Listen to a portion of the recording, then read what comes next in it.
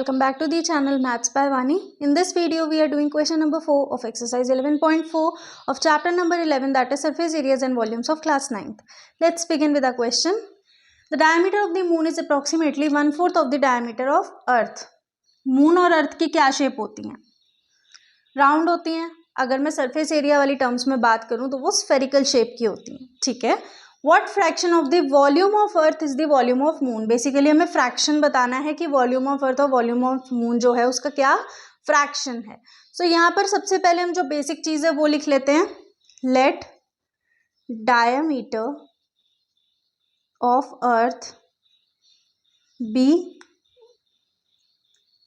D. मैंने D लिया है, आप कुछ भी लेट कर सकते हो. मैंने डायमीटर के इनिशियल डी को लेट कर लिया. ठीक है.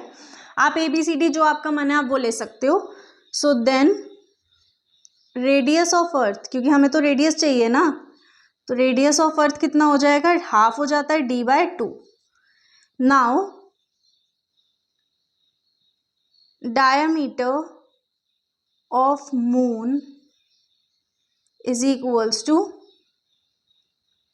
d into 1/4. ऐसा ही लिखा हुआ है. 1/4 ऑफ डायमीटर ऑफ अर्थ, तो 1/4 of diameter of earth d, so d/4.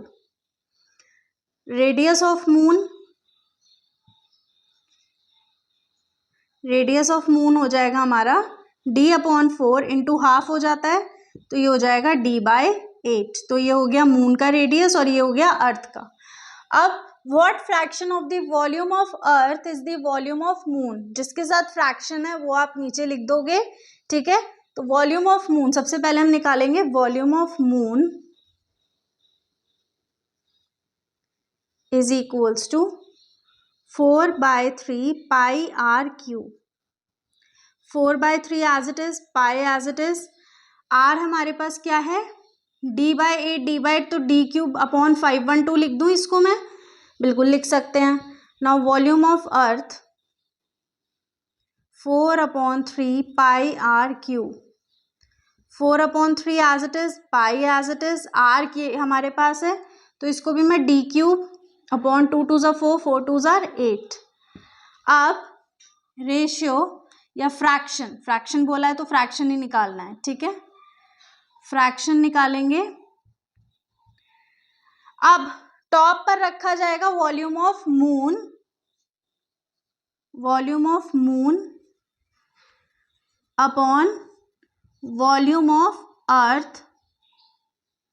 बच्चा वॉल्यूम ऑफ मून क्या है, ये हमने अभी निकाला है. 4/3 into pi into d³/512 upon 4/3 into pi into d³/8.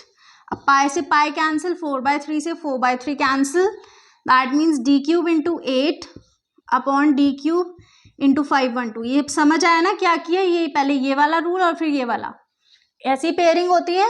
d³ से d³ कैंसिल, सो 1/64. ये आ गया आप लोगों का आंसर. ठीक है.